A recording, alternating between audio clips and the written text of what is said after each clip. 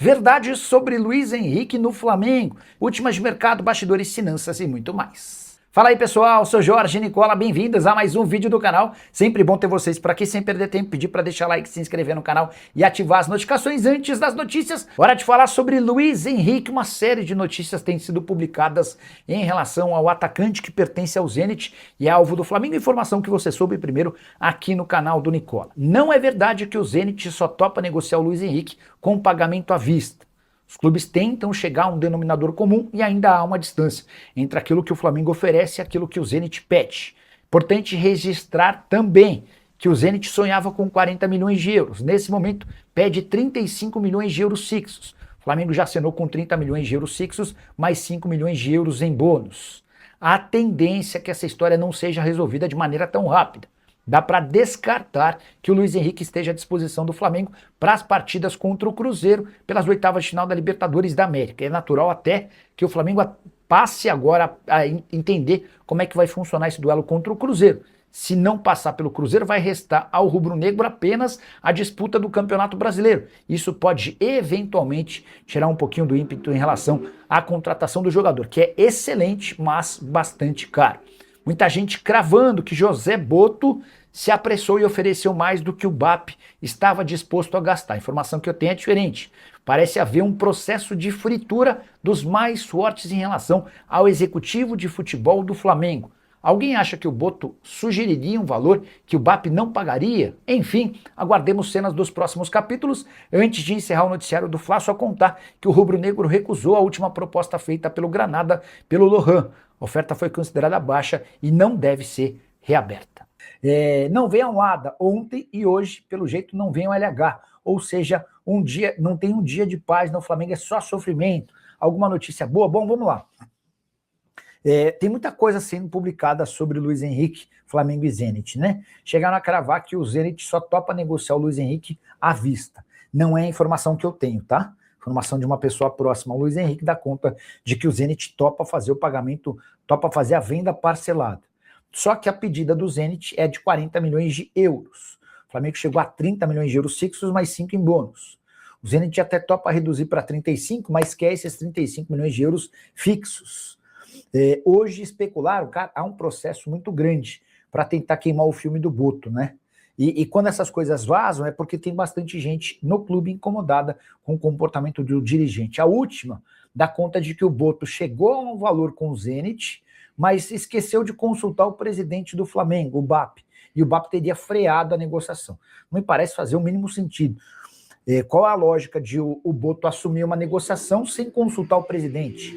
Apresentar um valor que depois vai ser descartado pelo presidente. Embora tenha acontecido um episódio parecido na época do Braz e do Spindel com o Diego goleiro, né? O Braz e o Spindel fecharam um valor, só que aí o então presidente do Flamengo, Rodolfo Landim, não gostou do valor e acabou por desfazer o negócio. Isso rendeu uma baita, uma confusão. No final das contas, o Diego Costa até acabou. Era Diego Costa, goleiro? Vamos lá. Diego Costa, goleiro, mas não sei se era goleiro, Diego Costa, Flamengo, agora me fugiu. Diego Alves. O Diego Alves, goleiro, acabou depois até renovando o contrato, mas por cifras inferiores. Enfim, há um processo muito grande para desmoralizar o Botto. O Botto tem sido alvo de muitas críticas, e agora com a confirmação de que Almada não vem e Luiz Henrique está fora dos confrontos contra o Cruzeiro, e era natural que ficasse, porque é uma operação muito difícil, o Botto vai apanhar pra caramba. O que dá pra cravar é assim, ó, se o Flamengo for eliminado pelo Cruzeiro, vai haver uma caça às bruxas, vai haver uma busca por demissões, e a primeira cabeça que deve acabar rolando é a do Botto, tá bom? Jailton Barros de Souza Júnior, boa noite, Nicola. O que eu percebo é que o Flamídia não consegue fechar com jogadores e eles deixam vazar que nunca nem teve interesse, e que nunca teve interesse por vender. Não, que teve interesse, teve. Falar que o Flamengo não tentou o Almada é uma maluquice, né? A verdade é que o Almada preferiu jogar no River Plate ao Flamengo. A informação que eu tenho é de que a proposta do Flamengo para o Atlético de Madrid era maior e do salário também era maior, mas o cara optou por voltar para Buenos Aires. A família tem um papel importante nessa história, não tem filhos, ao contrário do que eu disse, mas a informação é essa. A família não queria voltar para o Rio de Janeiro, preferiria estar em Buenos Aires. Entre outras coisas. O cara tem amigos no River Plate, o Otamendi é um baita parceiro, enfim, o cara tem o direito de escolher. E escolheu. pior para o Flamengo, que perdeu uma disputa com o River.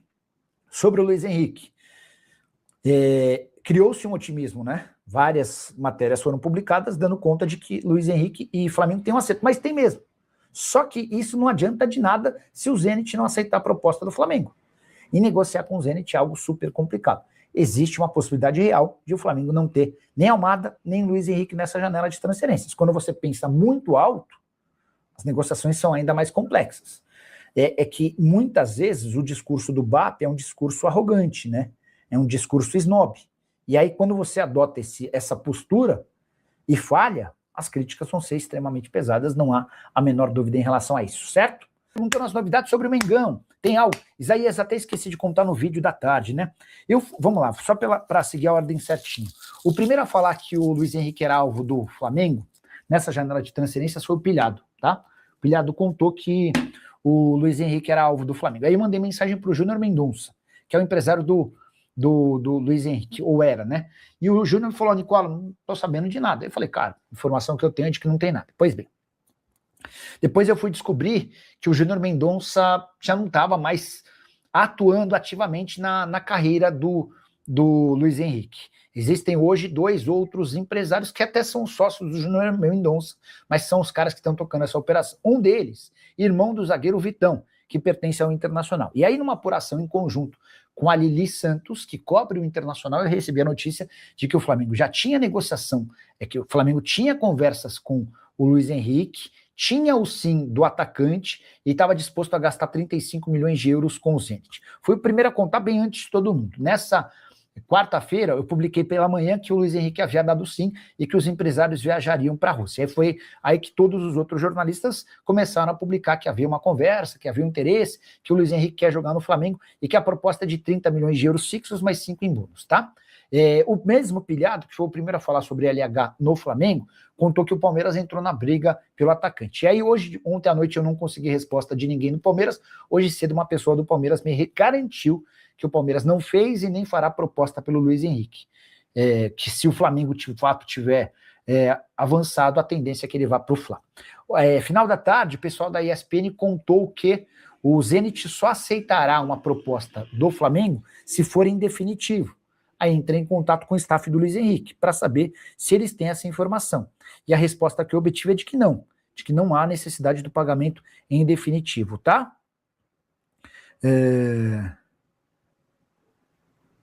Boa. Então ainda não há o Flamengo não tem essa resposta de que só há a possibilidade de acordo se o valor for pago à vista. E a pedida de Everton Cebolinha tem assustado clubes brasileiros interessados na contratação do atacante, que vive os últimos meses vestindo a camisa do Fla. Cebolinha tem contrato só até 31 de dezembro e não terá seu vínculo renovado até aí, nenhuma novidade. Cebolinha já pode assinar pré-contrato e tem sido procurado por grandes clubes do Brasil. O Corinthians, o Fluminense, o Cruzeiro e o Atlético Mineiro são times que gostariam de contar com Everton Cebolinha num pré-contrato. Se assina um pré-contrato agora e conta com jogador sem custos em 2027. É aqui que vem o problema. Cebolinha ganha no Flamengo R$1,5 milhão por mês. Mas para se mudar para um clube brasileiro, ele quer ganhar mais. Ele quer a manutenção do atual salário, além de luva. Prêmio pela assinatura do contrato. E é isso que tem feito com que Corinthians, Fluminense, Cruzeiro e Atlético adiem a negociação. Os clubes entendem que pagar até R$1,5 milhão já seria um valor alto. Se ainda tiver que pagar o pagamento, se ainda tiver que fazer o pagamento das luvas, torna o negócio praticamente inviável. Há tempo para o acerto. Afinal de contas, como eu disse, o pré-contrato pode ser assinado até 31 de dezembro. Embora, se aparecer um outro time do exterior interessado e disposto a pagar mais, acaba levando. Cebolinha prefere continuar no Brasil. Não há uma definição. E a pergunta que eu deixo para você, o Cebolinha caberia no seu clube? Qual seria o papel dele? De destaque, coadjuvante, protagonista? Seria um reforço importante? Até quanto dá para pagar pelo Everton Cebolinha? R$1,5 milhão por mês, mais 500 mil de luva? 1 milhão de luva? Estou falando por mês, já uso o espaço para comentário e registra o que você pensa sobre o tema. E o Flamengo tem negociações com o centroavante do Campeonato Argentino, mas não se trata de Davi Romero, jogador do Tigre, que já foi especulado em outros tempos pelo Fla. Informação que vem do Rio dá conta de que o rubro-negro encontrou, através da sua equipe de scout, um camisa 9 barato, pouco badalado e que pode ser preparado para médio prazo virar o substituto do Pedro. Ele chegaria nesse momento para ser reserva, para ir ganhando minutos e no momento em que o Pedro não estivesse à disposição, pudesse se tornar titular e peça indiscutível no futuro não tão distante. O Flamengo tem feito ou optado por contratações mais badaladas, caras, ou de jogadores de tamanho enorme. O caso específico desse centroavante do Campeonato Argentino, que ainda não teve seu nome revelado, é bem diferente. Seria uma oportunidade de mercado, apostando em alguém que tem bons números, jovem e que pode se mostrar extremamente efetivo num futuro não tão distante. Flamengo que perdeu a Almada para o River Plate, Flamengo que segue em tratativas com o Luiz Henrique. Difícil imaginar que a operação com o Zenit possa ser concretizada nessa sexta-feira, último dia para inscrição de atletas nas oitavas de final da Libertadores. De qualquer forma, se o Flamengo fechar com o Luiz Henrique nos próximos dias, pode contar com o atleta a partir das quartas, desde que o Fla elimine o Cruzeiro.